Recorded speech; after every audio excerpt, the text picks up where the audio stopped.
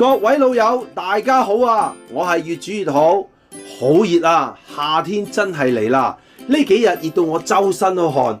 天文台話未來10日最高溫度可以去到34度㗎。咁熱嘅日子要煲翻啲消暑飲品啊，擺定喺雪櫃，隨時攞嚟飲啊！今日我想同大家分享嘅就係消暑酸梅湯，好消暑解熱㗎。如果覺得呢條影片對大家係有用，記得同我分享俾多啲朋友睇啊！多謝晒大家啊！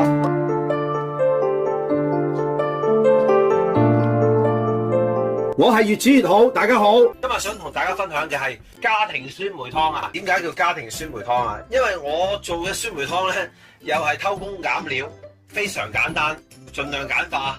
酸梅湯好簡單嘅嗱，譬如你想煲酸梅湯嘅，你其實走去藥材鋪就話：喂，唔該，同我執10粒